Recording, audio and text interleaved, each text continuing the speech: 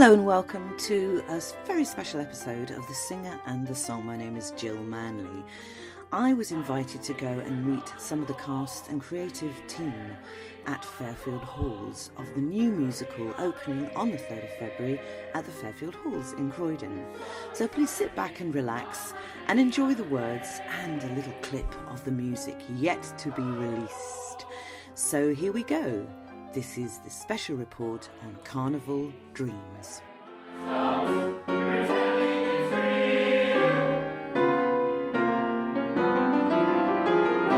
This is Gill Manley reporting from Croydon Radio, and I'm here at the Fairfield Halls doing something very, very special. Yes, I'm interviewing members of the cast, the director and the writer, and various members of the creative team of a new production coming here on the 3rd of February at Fairfield Halls called Carnival Dreams. I'm very excited. I'm going to be talking to a number of people and also playing you a secret clip. So more very shortly.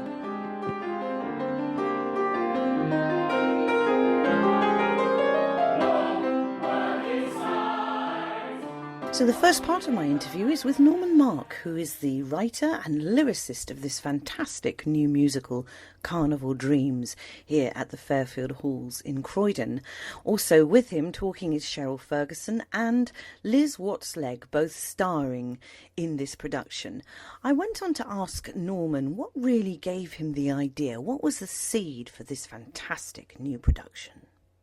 Gosh, it's so difficult to identify that. I've done stuff, bits and pieces of this over so many years. And several years ago, when I was living in Madeira, I was working on a show there, and I became aware of all these young people, particularly, some of whom had learning disabilities, mental health needs, and so on, who had so little opportunity to show their talents. And I decided I wanted to create something specifically to accommodate those type of needs, plus make it highly entertaining. I put together something and took it to the Department of Culture. They loved it. They wanted it to feature at carnival time in Madeira every year. Yes. And then create a touring production, taking it around schools and colleges, addressing the issues of equality and diversity. So I worked on that. It never worked out for a range of reasons, and some years I shelved the script, and some years later when I returned to the UK, I met Robert Orledge, the composer. Mm-hmm. Robert was very excited to see the script, and then we engaged with Fairfield Halls, Ashcroft Theatre, who were also very, very keen to do this. Then met Andrew, and so it really started at that point because we needed to rejig it to make it a very, very exciting theatrical experience rather than something that was totally therapeutic, which it tended to be originally. Absolutely. So it's evolved a huge amount, and now it's a very, very glitzy, entertaining show. Nevertheless, what I hope it still does is maintain the social issues that were in the original show, but in a much more entertaining way. Well, absolutely, and the setting is Argentina, or Argentina, depending on Argentina. But my guess is that it's Hispanic. Rather than Argentina is not a particular issue. We just it started with A, and therefore Argentina was where we Because landed. the music of Argentina, of course, is really the tango. That's where... Yes, that's what we focus on, but musically this is more towards samba music, is that right? Well, it has got some very, very sexy, exciting tango in it, but it's got a lot of samba. That's why I say our theatre is Hispanic rather than a particular country, because it does pull in rumba, and it pulls in samba, and it pulls in other kinds of and this Latin kind of music that everybody automatically moves to, whether they like it or not. It's the heat, it's the sexiness, it's the energy of the people in the show, and we've got a cast that really, really are doing all of that. Yes, they are very, very energetic, very, very sexy in the way they put this across. Thank you so much. I'm so excited. But I haven't been called called that for a while. I know, I've never been Super called sexy, that. I know. like that. Wish I was in the show, maybe I'd get the same label. So when it came to actually casting this show, I mean, you have a wonderful cast, Yes. as well as, you know, a fantastic Incredibly team lucky. backing you up. Yes. What were you looking for in your actors and actresses? What was it? Well, diversity is a very strong theme of the Yes. show, and therefore what I didn't want was a uniform cast that operated in a military fashion. I wanted the individuality to come through as well, and therefore what we wanted was a range of people showing not only being able to work together Yes. as a group in a cohesive way, but also letting that individual flavour permeate through, that we do get not only the diversity as a theme, but diversity in the cast. So we're looking for, I think authenticity was the word that was in my mind all the time. Would these people be able to put across these characters that are complex and interesting, but would they be able to put them through an authentic way? Would they care about the character, presumably, and the issues that you are trying to tackle in your piece? And in particular in this day and age when, you know, in terms of equality and diversity, these are huge subjects constantly in our consciousness in the news, and certainly here in the borough of Croydon we have many issues in terms of equality and diversity that we're tackling. So it's rather good that you've brought the piece to us. Thank you for that. It's amazing. Well, it was very carefully thought through. Yes. I thought, where did I want this to start? And I thought that I know the area quite well, but I thought this is a perfect area because of the diversity of the area, and I thought we'd be particularly welcomed in the area and fit well. Yes, absolutely. And that's proving to be the case. Yes. So, in terms of the type of actor you were looking for real people that weren't Real sort of, people. you know, the perfect this or the perfect Absolutely. that, or the, you know, the Hollywood look, whatever. You wanted real authenticity in your actors to bring that to your piece. Absolutely. Because the characters, you have several different storylines that you weave into this. Which are the main sort of storylines that you have going? Gosh, it's very difficult because really the star of the show, in a way, is the village. Right. And okay. the if you like, the ambiance, the weather, the social issues, the hope, the dreams of this community, the problems of the community, the joys of the community, and then we've got several storylines running through that. So there are several overlapping stories, but I guess if I had to choose which the central theme is a young couple very much in love. She is white, he is black. Father is the dancing teacher and does not approve. He's a bit of a misogynist, to say the least. He's also racist and a bully. Oh, Lord. And there's not a lot going for him, is there, really? Well, you know, but I guess in a way he's the panto villain, in a way, because I'm hoping people will enjoy hating him.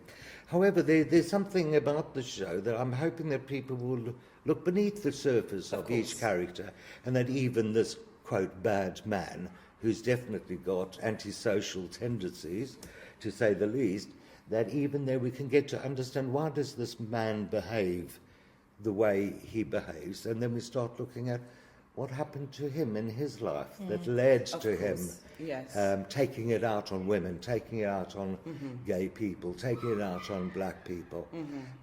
So we have him and his wife, played by Cheryl, and I'm sure she'll tell you far better than I can about Teresa. And as I said, they have the daughter, and lots of fun, lots of love, lots of sexiness, but also a little bit of tragedy pitched in there as well. Is there a happy ending, though? Can we look forward to that? Hopeful, yes. I think, well, I don't think it's happy. Some sort of result that makes us feel slightly more positive. I think it's hope. I think it's about hope. I think it's about hope that it's possible. Yeah. Okay. Things are possible, and you know, it's not all doom and gloom, and it's something that you have to work towards and working within yourself towards to get somewhere. Right. And, There's an optimism, isn't there? Yes, there is. Yeah. Definitely. And I think also people's realisations within themselves and their characters of what they have to do to better themselves is there. So we are able to question our characters and what we see for them for the future and where they go. So we've just been listening to the voice of Cheryl, but if I may just divert across to you now, following on from Norman. You are performing in a brand new piece. Yes. Which is incredibly exciting because there's no reference point on any level. No. How do you, as an actor, approach that both as a singer and as an actor? Well, when I first knew about this, I was extremely excited.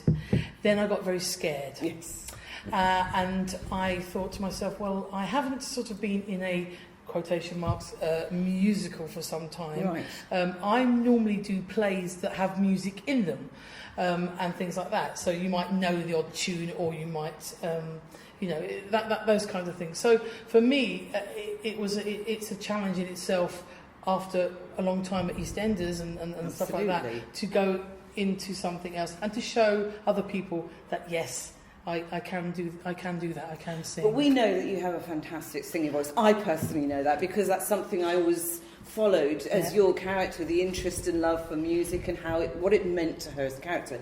You have a stunning voice, so I have no doubt the performance will be unique and wonderful. But the thing is that the music in this is extremely complicated at times, and in itself it's diverse, as in it can be operatic, it can be low, it can be bluesy, it can be all of those things. So for me, who has a sort of bluesy voice, I'm finding myself now being Jose Carreras. I'm singing like operatic. How exciting. And well, it is very exciting. The dog wanders out several times at home thinking, what is she doing? I don't know what she's doing here. Yes. The son has his headphones on more than he normally does, so that's quite interesting.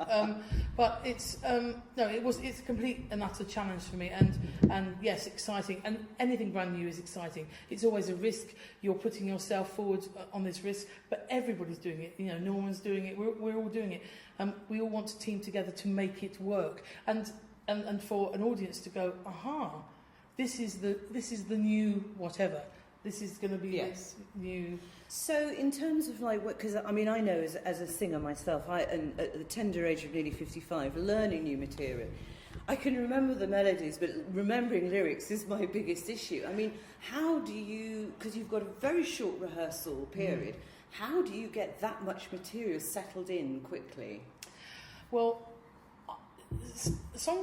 I think when I'm doing it with song or music, for me is a little bit easier because it's kind of like a repetitive thing. For me is the lines, and lines have always been, I mean, when you're in something like EastEnders, it's like a factory, so you're churning off lines. It becomes something you practice. When you come out of it, and I have actually been out of Enders now for nearly 4 years. Absolutely, yes. So you kind of lose that a bit, and you think, ooh, I can do that, but I used to be extremely good at that, but now I'm just I've got to get back to par again, Yes. And it's just all these things as a person I'm having to now challenge myself to do again. What fun! Oh, it's amazing! Great. No, it's amazing. I mean, it's really good. What's interesting also is for all of you to be working in the presence of the writer and the composer, as well as having a great director. So in terms of your working relationship at the moment, perhaps Liz, you might be able to, enlarge upon this. How much interaction do you have at this stage of rehearsals with Norman and with the composer? Well, there's not so much now, but I was fortunate enough to be involved in the workshop production that we did in September. And so there was a bit more opportunity for me to talk to Norman and our director, Andrew Linford, about the character and even change some lyrics sometimes. Yes. Because it was very much work in progress, and it is still work in progress, but not so much so now. It's sort of, we got to crack on and get the show ready.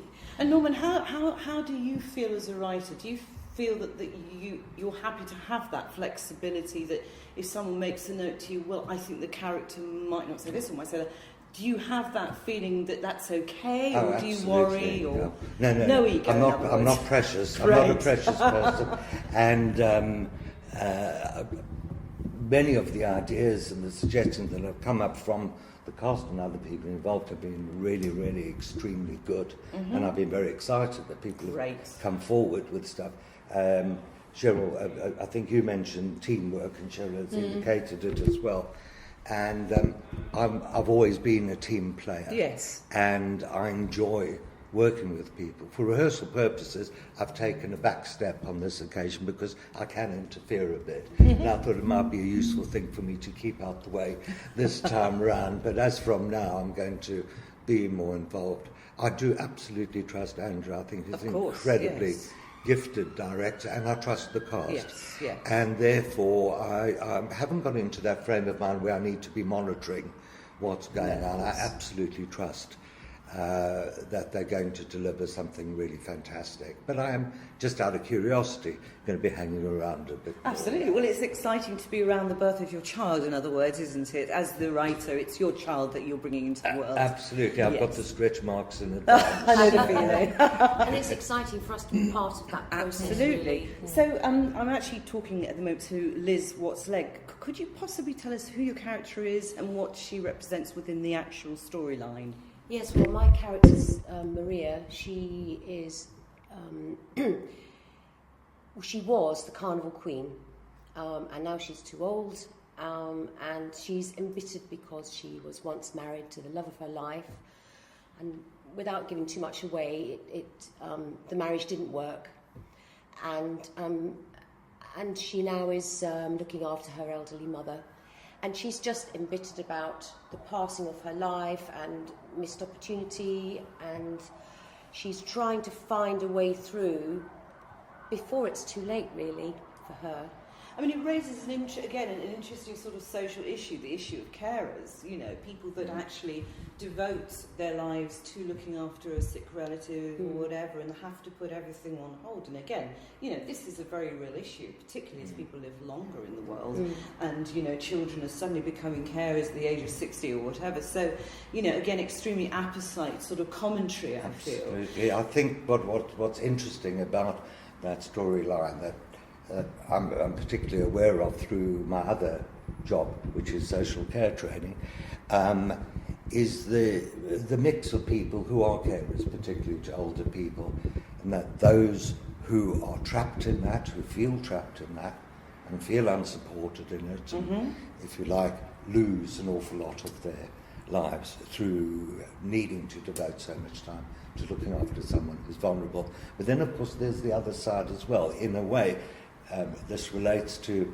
Maria, those people who lose themselves in caring as a way of escaping their own lives, their own responsibilities, and avoid dealing with life. And that's very much Maria. She's hiding to some extent behind her mother's dementia. Okay.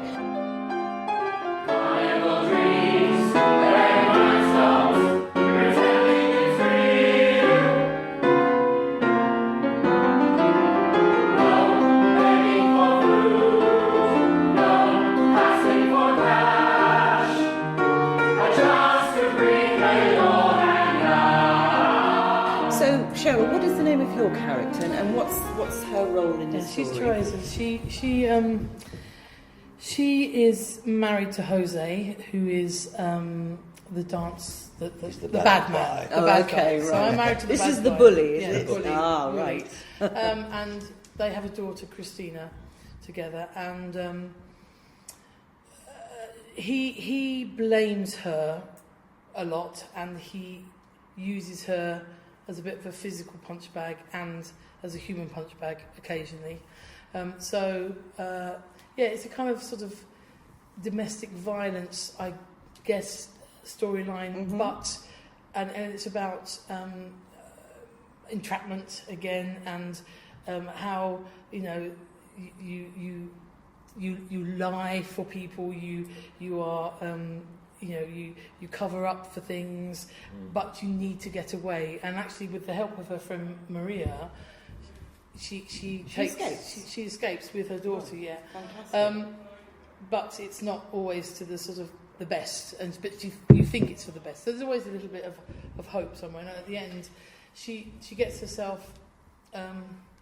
She blames herself a lot for everything. She's been trodden down so much that she blames herself for an event that happens, and actually ends up quite in sort of having very mental health issues Okay. with it. So it's This is a very powerful piece. I'm Yeah. starting to feel, Yeah. and I mean, I've only sort of read snippets of what's going on. Yeah. Clearly, haven't seen the production yet, but the feeling that I'm getting is that we are entering into a world full of, gosh, tough messages.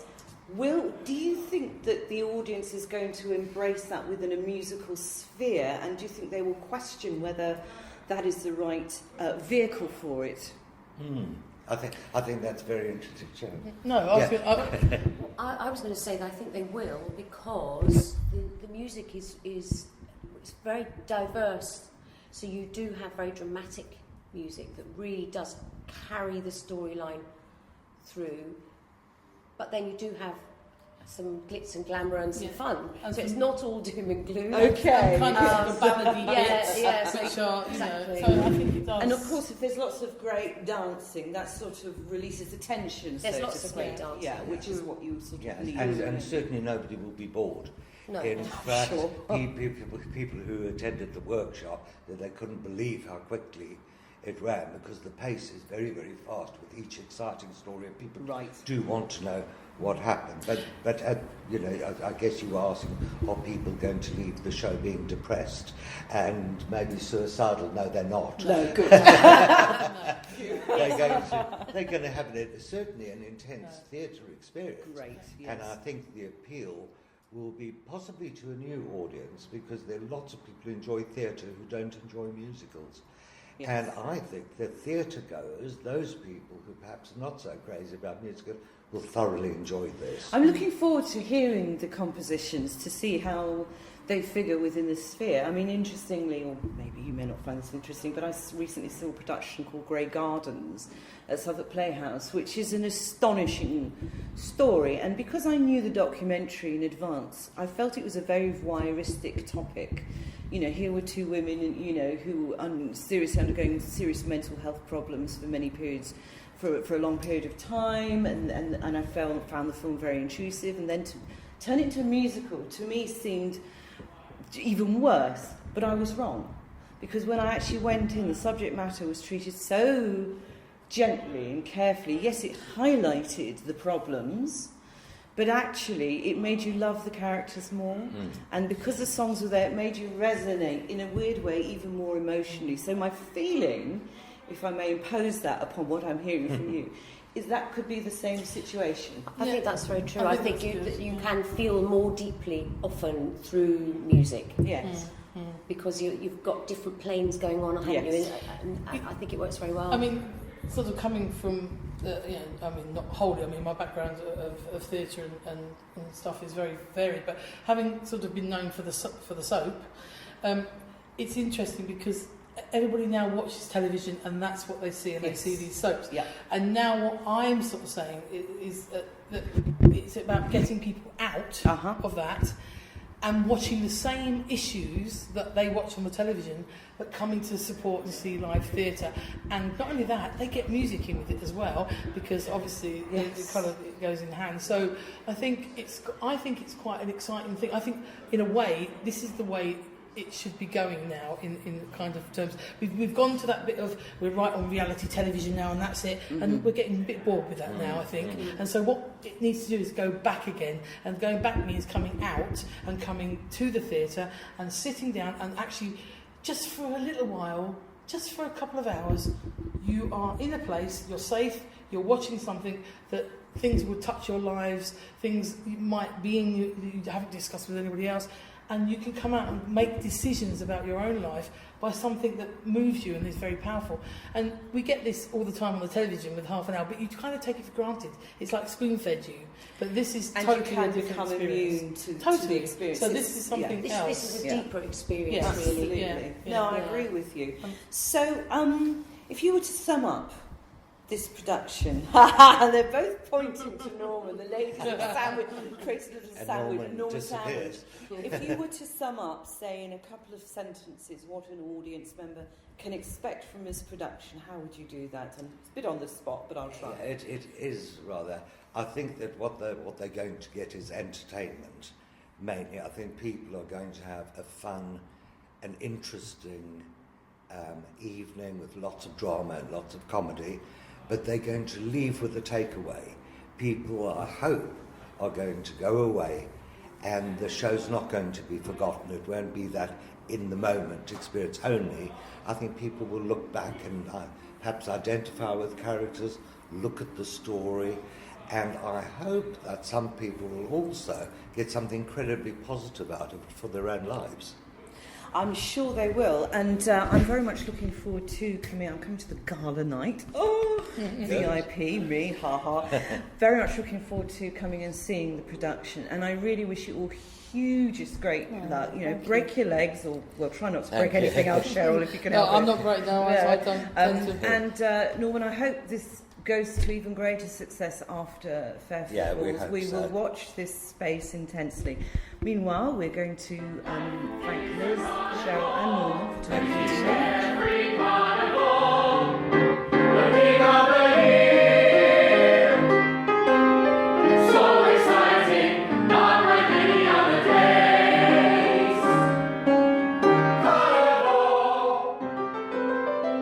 Carnival Dreams is a new musical with book and lyrics by Norman Mark and music by Robert Orledge. Set in Argentina, where a small community dance group is preparing for the Carnival's annual samba competition, the story marries the vibrancy of Carnival with a strong social message. Whilst fighting his own inner demons, former dance champion Andre tries to instill a passion to succeed, but senior dance tutor José's bullying and bigotry does little to raise morale. José is consumed with contempt for the people who surround him.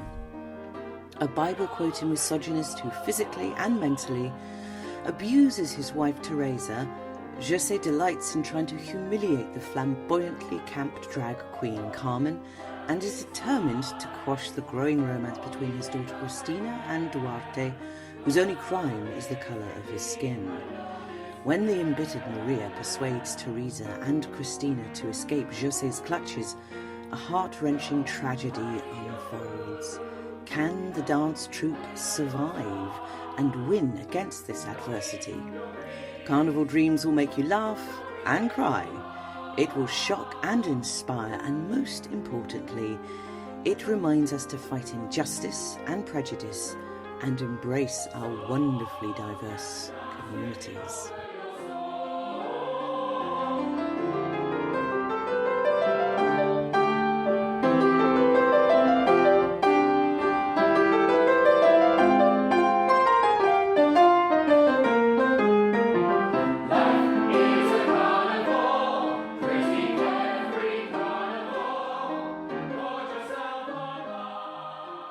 So this is Gill Manley, still here at Fairfield Halls in Croydon.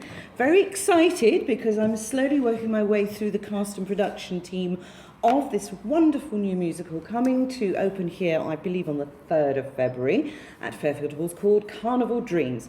Sitting before me, I have an array of glamour at this time of the morning in the shape of the director Andrew Linford. Hello. I have Penelope Simons, who's the choreographer. And last but very much not least in my estimation, Michael Lovelock, who is the musical director. Now, we've got a short space of time in which to squeeze as much as you would like to squeeze. But let's start at the beginning here with Andrew. Now, Andrew, this is a brand new musical. What are the challenges for you when it's an absolutely brand new piece? Well, the nice thing about doing something that hasn't been done before, although we did do a workshop of it for a few days just to try a few things out last September, I think it was. The nice thing about a show that hasn't been done before is you can discover it for the first time. You know, if you're putting on shows like South Pacific and My Fair Lady, which are fantastic, there are kind of elements that you have to include because people have seen the film, or, you know, things that they would expect Learn to the score. Learn the Yeah, score. yeah. You know, people are practically singing along, Yes. which is all fine and good. But with this, there's a lot of freedom around it, and the challenges are discovering the comedy, discovering the drama, and working out really the rhythm of where all that comes, and obviously making it an exciting and fast-paced show for our audience. Absolutely. This isn't the first musical that you've been involved in, is it? No. As when I was a performer in 1904, join the club.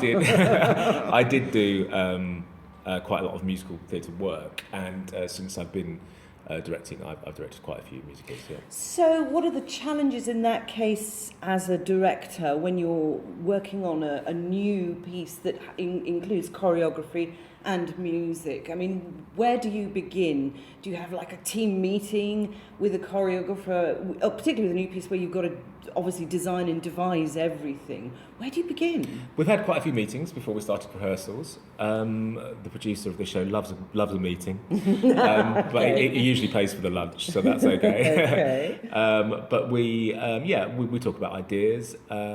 Penny, the choreographer, I'd seen working in her final year at college last year, and was very impressed with her talent, and then realised that she choreographs as well. And so I wanted her to be in the show and to choreograph for me. And she's come with some really fresh, exciting new ideas. So we talked a lot about that. And in the same way with Michael, we talked about the feel of the music, because the show is set in Argentina, as you probably know already. And it kind of needs to have that sticky, sweaty Latin feel. We had pre-production meetings. Absolutely. So when, for example, so you take on the first piece in the actual musical, which requires dance, how do you approach that?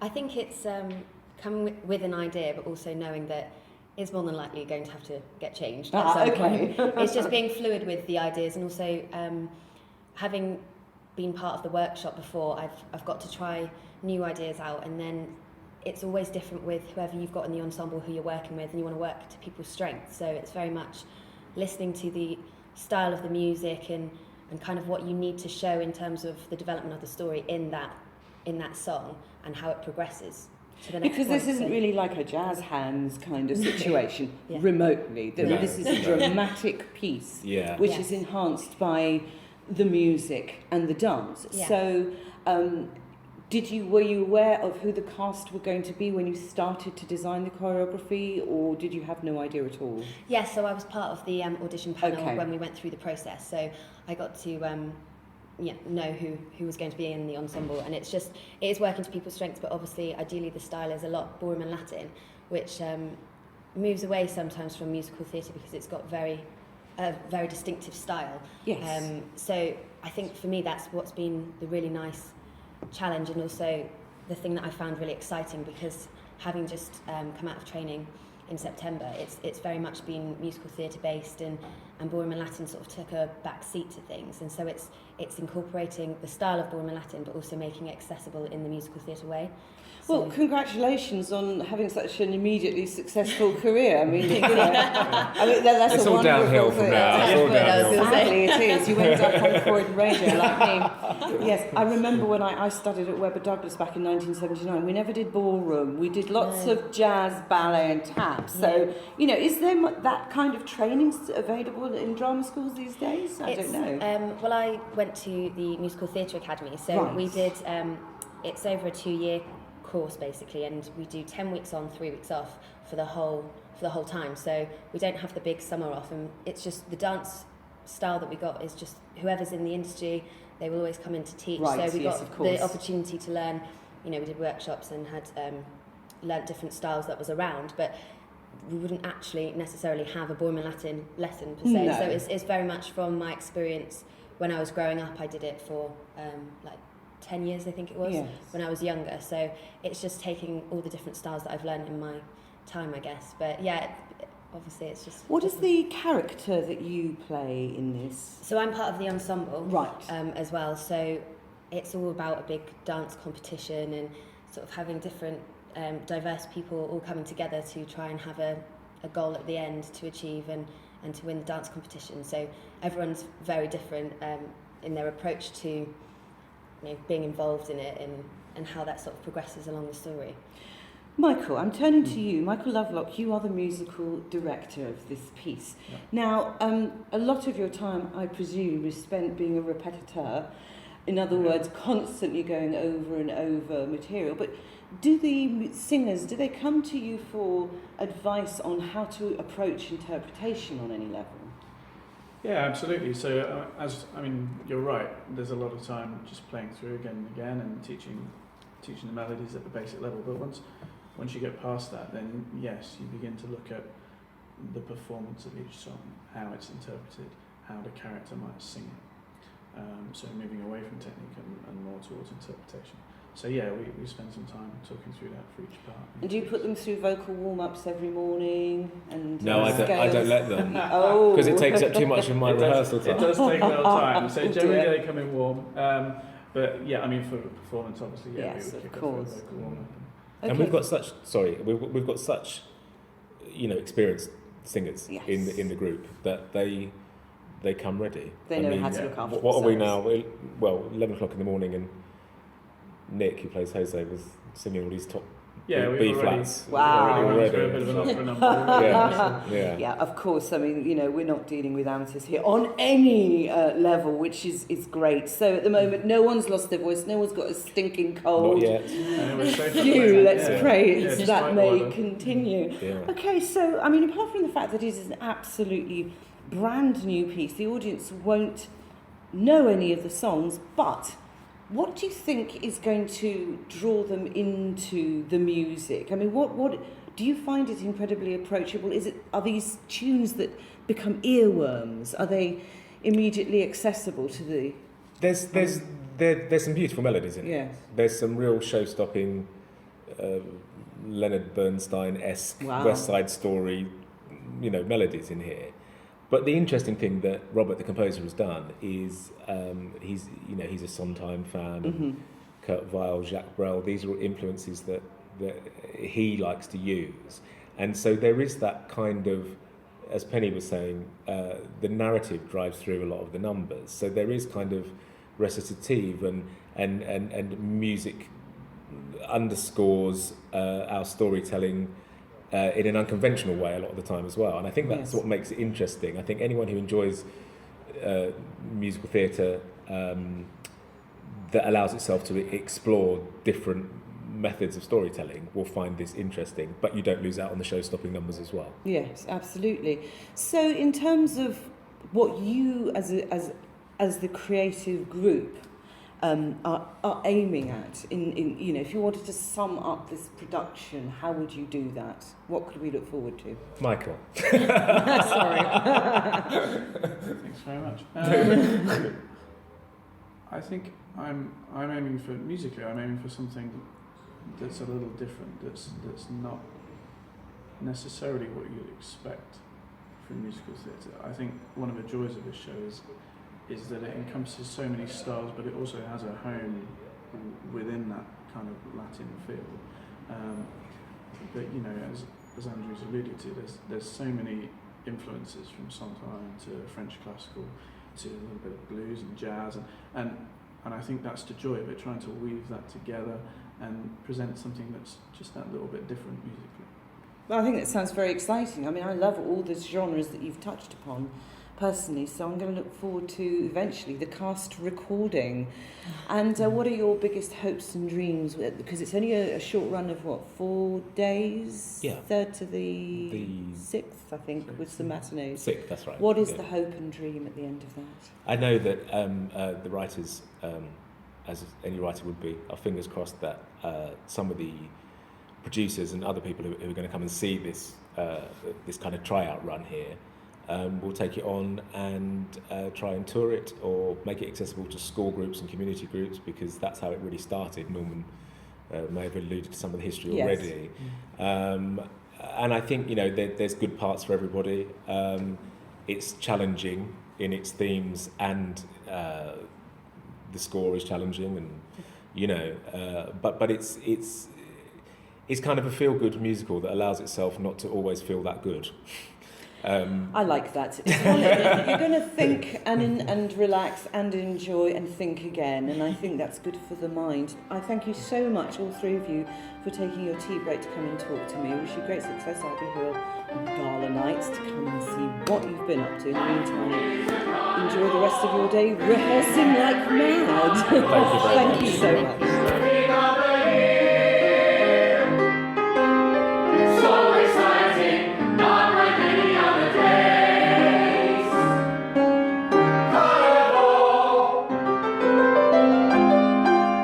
Carnival dream.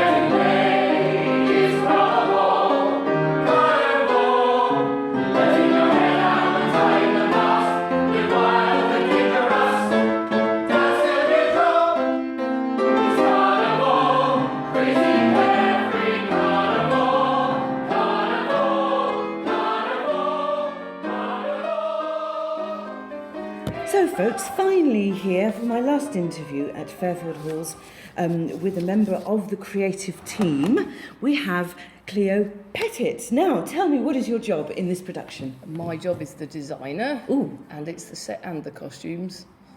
And I happen to also be painting it.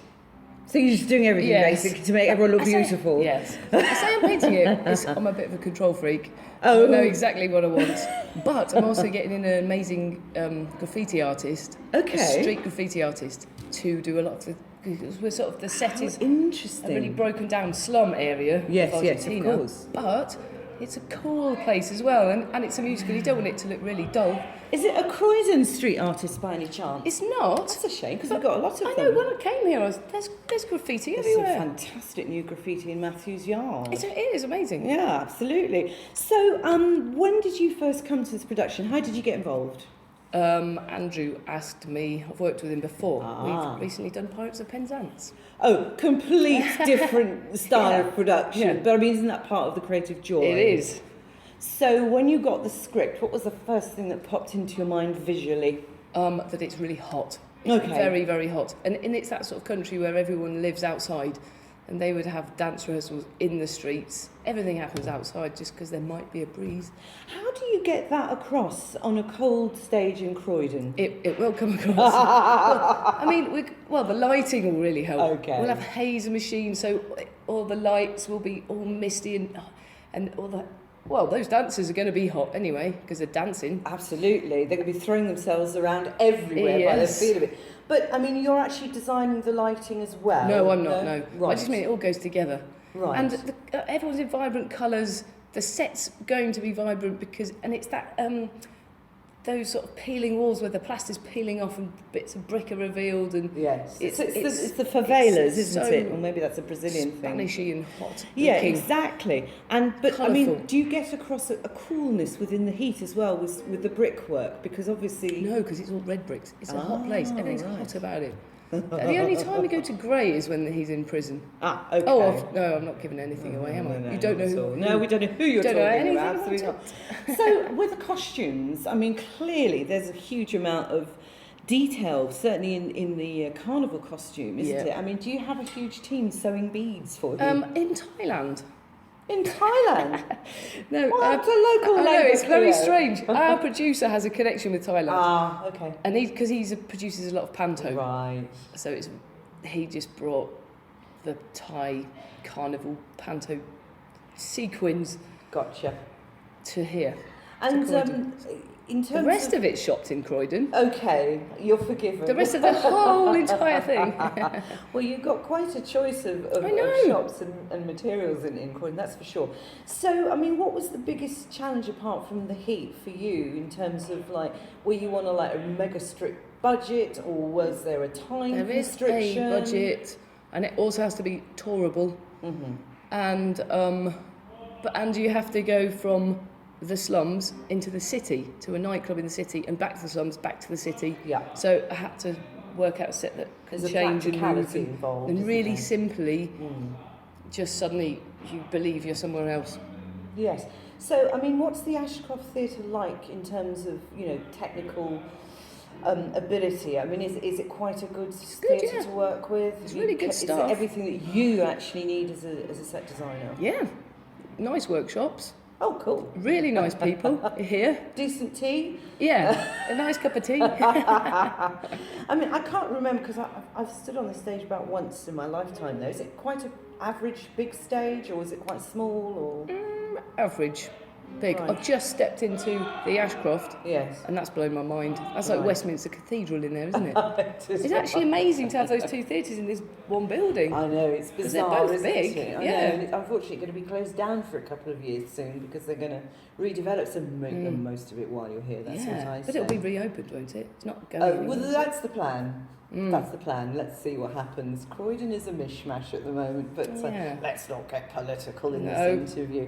So, in terms of this production going on, I mean, is it a hugely complex production, or is it something that is very manageable to tour with? I mean, you're going to need loads of trucks, or is it all sort of? How do you design something that can be taken to another building?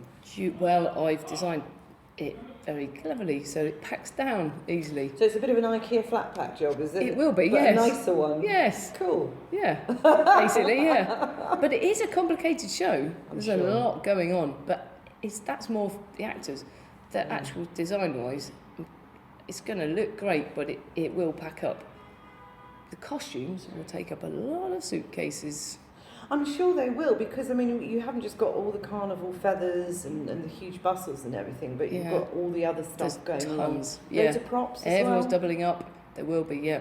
We've got going to a nightclub, and do all the tables and chairs for that, all sorts of things. It's very exciting. I can't wait to see it. I'm coming on the gala night. Excellent. And looking forward to that enormously. So when are we going to be able to see some photographs, or is it only going to be revealed once the production starts? I guess so. There is photos of the model, which will look exactly the same as the set. Well, it would be nice to have a look at that. Yeah. But let's see. The production might not want me to see it yet, but certainly the Croydon radio team probably would love to see anything you've got on their Facebook page. So is there anything else you'd like to tell us that we should look forward to in this production? Are there any sort of big bangs and flashes and amazing... I can't give it away, can I? Right, I'm trying. It's a good story. Hard. It's actually a good story. Okay. It goes places. Were there any sort of technical things that brought problems to you? We'll see, won't we? I haven't done the getting yet. I think we're pretty on. You've got what, 10 more days to be in place? When's your first sort of rehearsal with all the set in place? Not next Monday, but the Monday after. Okay. We get the set in on the Sunday. Right. I just can't wait for my graffiti artist friend to come, and I want to learn. I can't wait. He's got 60 cans of all the colours. 60 cans. That's a lot of paint and odour. And he's fast. Because you have to be fast to do graffiti. Yes, you do. In case someone's after you. But I just, that's true. We need masks. But I want to watch and learn the master at work. Fantastic. Does he have a special name, your graffiti artist? Lionel Stanhope. Okay. Yeah, he actually does do it for a living. Okay, folks, look out for him. He goes to Disneyland to spray. He did the Nemo ride, all in UV. He's big. He does the toys. He did the toys ride in Disneyland. Okay. He's that good at spraying things. I'm scared. We're very lucky to have him. I'm very excited about that. How did you get him? I've known him for years. He's a mate. He used to be my boss. Fantastic. Yeah, so it's a mate's rates job.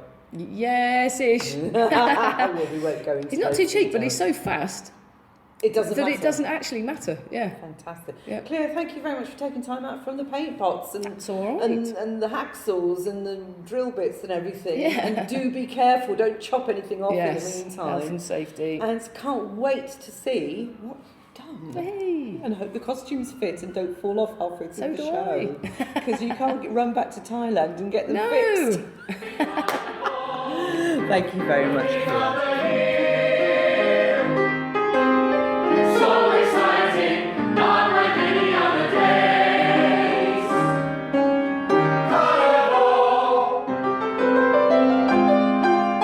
Carnival dreams. Well, this is Gill Manley signing off. I was reporting from the Fairfield Halls at the rehearsal for the new musical opening at Fairfield Halls on the 3rd of February, Carnival Dreams. I hope you've enjoyed all the interviews and the small clip of music that we managed to grab hold of secretly. So if you want to get tickets, there are still some available, opening 3rd of February until the 6th. And hopefully see you down there. Thanks a lot for listening. This is Gill Manley from Croydon Radio.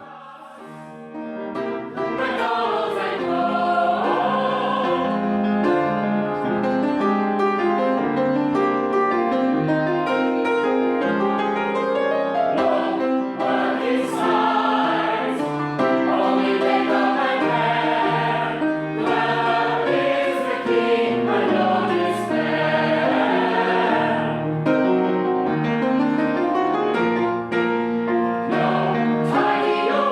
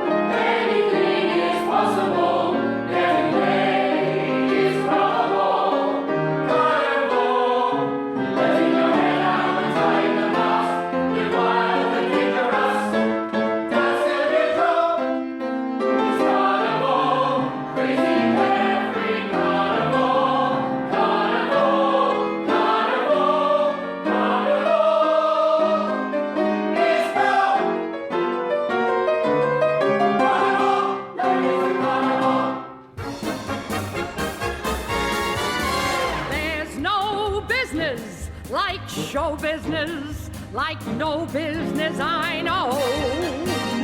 Everything about it is appealing, everything the traffic will allow. Nowhere could you get that happy feeling when you are stealing that extra bow. There's no people like show people. They smile when they are low. Yesterday they told you you would not go far. That night you open and there you are. Next day on your dressing room they've hung a star. Let's go on with the show. The costumes, the scenery, the makeup, the props, the audience that lifts you when you're down. The headaches, the heartaches, the backaches, the flops, the sheriff who escorts you out of town. The opening when your heart beats like a drum. The closing when the customers don't come. There's no business like show business like no business I know. You get word before the show has started that your favorite uncle died at dawn. And top of that, your pa and ma have parted. You're broken-hearted, but you go on. There's no people like show people, they smile when they are low. Even with a turkey that you know has foaled, you may be stranded out in the cold, but still you wouldn't change it for a sack of gold. Let's go